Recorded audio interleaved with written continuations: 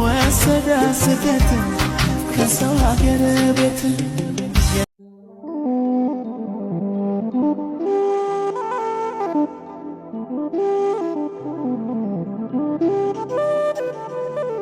ሰላም ጤና ይስጥልኝ ውድና የተከበራችሁ የሸዋሊ ቲዩብ ቤተሰቦቼ እንዴት ናችሁ? ደህና ናችሁ? እግዚአብሔር ይመስገን እኔ በጣም ደህና ነኝ። የኔ ሰላም ይበዛ የእናንተም ሰላም በያላችሁበት ቦታ ብዝዝት ትርፍርፍ ይበልልኝ። ለቻናሌ አዳዲስ የተቀላቀላችሁ እንኳን ሰላም መጣችሁ። አዳዲስ ቪዲዮ እንድደርሳችሁ ሰብስክራይብ አድርጉ፣ ላይክ አድርጉ ማለት ነው። ውድ የቻናሌ የሙስሊም እምነት ተከታይ የሆናችሁ የቻናሌ ቤተሰቦች ኢድ ሙባረክ ብያለሁ። በያላችሁበት መልካም በዓል ይሁንላችሁ ብያለሁ ማለት ነው። እንግዲህ ዛሬ እንደተለመደው በአዲስ ቪዲዮ መጥቻለሁ ማለት ነው። ሐሙስ ዕለት ነው ቪዲዮ የሰራሁትኝ። ሰሞኑን ይሄን ሁለቱን ቀን አልተመቸኝም። እንደገና ይሄንን የምሰራላችሁን ቪዲዮ መጀመሪያ እርግጠኛ ልሁን ብዬ ስላሰብኩ ነው ያልሰራሁላችሁ ማለት ነው። እንግዲህ እኔ ያለሁትኝ የምታውቁኝ ታውቁኛላችሁ። ያው ቤሩት ሊባኖስ ነኝ። እንግዲህ ቤሩት ሊባኖስ ከዛሬ 5 ወር 4 ወር በፊት ያው ጦርነት ነበረ። 5 ወር 4 ወር ሆነን ጦርነቱ ከቆመ ግን ዳር ላይ ጦርነቱ እንዳለ ነው እና ከዛሬ ከ5 ወር በኋላ አሁን ደግሞ ከእንትለት በፈረንጆቹ 28 ዓርብ ዕለት አንድ ፎቅ ተመቷል ማለት ነው። እና ብዙዎቻችሁን በኮሜንት በውስጥም እንዴት ነው ጦርነቱ? እንደገና ደግሞ አብዛኞቻችሁ ወደ ሀገር ልገባ ነበር፣ ሀገር ገብቼ ተመልሼ የመንጣት አላማ ነበረኝ ምናምን እያላችሁ ኮሜንትም ላይ አስቀምጣችሁልኛል። ምን ላድርግም እያላችሁ ብላችሁኛል። እና አንድ እህታችን በዓርብ ዕለት በ28 ባለው ጦርነት ሞታለች እየተባለ ሰሞኑን ቲክቶክ ላይ ያያችሁ ትኖራላችሁ ብዬ አስባለሁና ማርች 28 ሞተች ተብሎ ይቺ ራሱ እንደምትዋት ይኸው ላይ ራሱ ተጽፏል። ማርች 28 ማለት ነው። እና ይሄ ሲዘዋወር እስኪ እርግጠኛ ልሆን ብዬ ነው እኔም ቪዲዮስ ሳልሰራም እንደገና ቪዲዮም ለመስራትም ብዙም አልተመቸኝም ነበርና እኔ ዓርብ ዕለት ይሄ ጦርነቱ ሲከሰት ሮጬ ሴትዮዋን ጠይቂያታለሁ ማለት ነው። ጠይቃት ፎቃው ተመቷል ዜናም ላይ ሳይ ፎቁ እንደተመታ ግን ሰው እንደሌለበት ነው እኔ ማቀው ማለት ነውና እና ታዲያ ይቺ ኢትዮጵያውያን ሞታለች ተብሎ ቲክቶክ ላይ እንትን ሲባል ሲዘዋወር አየሁኝ ማለት ነው። እና በጣም ገረመኝ። የገረመኝ እንደሆነ ታውቃላችሁ ብዙዎቻችን ያን ሰው ለመጉዳት የሚሆን አላቅም ፎሎ ለመሰብሰብም ብለን እንደሆነ አናቅም። እንደገና የገዛ ስጋችን የሆነ ሰው አንድ ቀን ደውሎ ሁለተኛ ቀን ደውሎ ካላገኘን መቼም ጦርነት ተከስቷል ተብሎ ያ ሰው ሞተ ወይም እኔ ሞትኩኝ ማለት አይደለም። የሁሉም የየራሱ ቦታ ይለያያል። እንደገና ደግሞ እነኚህ እስራኤሎች እኛን ወደ ሊባኖስ ሲመቱ መጀመሪያ እነሱ የሚመቱትን ቤት ይናገራሉ። ምክንያቱም ንጹሃኖች ችግር እንዳይደርስባቸው ይሄን ቤት እናጠቃለን ብለው ስለሚናገሩ እነኛ ሰው ከብዛ ቤት ይወጣሉ ማለት ነውና ይቺ ኢትዮጵያን ሞታለች ተብሎ ሲዘዋወር አየሁኝና በጣም ገረመኝ። በጣም ነው የሚገርመው እውነት እኛ ሰዎች ምናክልን በቃ አሚሯችን ዝቅተኛ እንደሆነ ያየሁት በቃ እኔ እዛ ሀገር ላይ እየኖርኩኝ ነው አውቃለሁ። ዜና እከታተላለሁ ምን እየተፈጠረ እንደሆነ ሁሉን ነገር አውቃለሁኝ።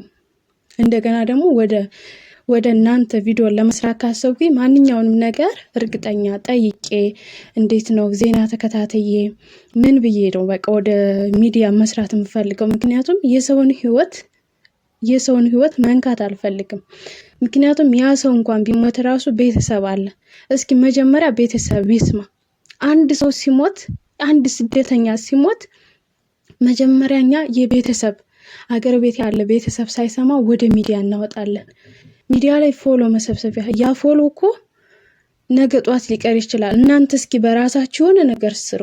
በራሳችሁ የሆነ ነገር ሲሰሩ ያ ነገር ለነገም ለሚመጣው ትውልድ ተጠቃሚ ይሆኑበታል። ወይም ስለ ስደት ከሆነ የምትሰሩት ያ ነገር ለነገ ስደት ላይ የሚጠቅም ይሆናል ማለት ነው። ግን አንድን ሰው ሞተ ብላችሁ ብትፖስቱት ዛሬና 3 ቀን 4 ቀን ቢታይ ነው። ከዛም በኋላ ይጠፋል ማለት ነው። ከዛም በኋላ ይረሳል።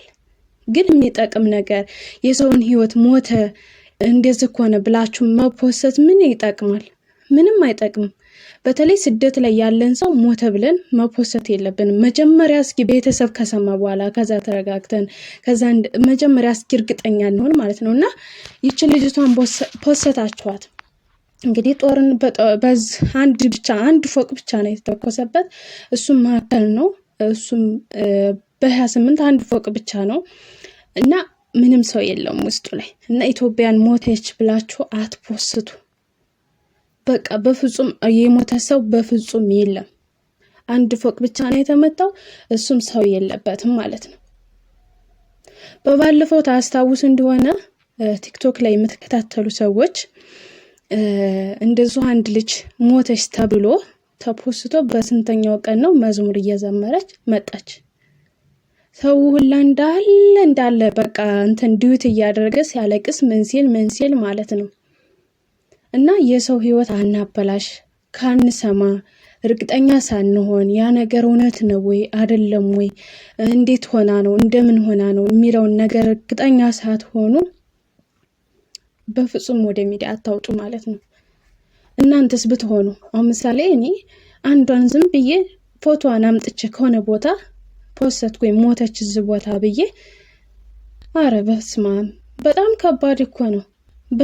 በጣም ያ ሰው እንኳን ቢሞት ራሱ መፖሰት ቤተሰብ እኮ መንጫ መግቢያችን መውጫችንን ያ ሰው መቼ ይሆን የሚመጣው እንጂ እንዴት ከሚዲያ ላይ መርዶ ይሰማልና እባካችሁ ማንኛችሁም ማለት ነው ለቪው እና ለፎሎ ብላችሁ የሰውን ህይወት አታበላሹ። ያን ሰው እንኳን ብጠሉት ራሱ እሱም ብቻውን ለመጉዳት ሞክሩ እንጂ እስከ ቤተሰቦቹ እስማም ይከብዳል። ቤተሰብ እናትና አባት የሁላችንም እናት አባት እኔ እናትና አባቴ እንደምወድ የማንንም እናትና አባት አከብራለሁ ወዳለሁ።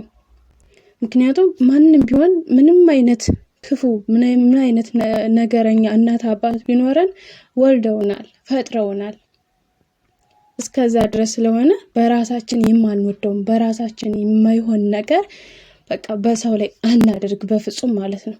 በራሳችን የማንወደው ነገር በፍጹም አናድርግ። ስደት ላይ የተከሰተን ነገር ማለት ስደት ላይ የሞተን ሰው ሮጠን በቃ ቶሎ አንፖስት።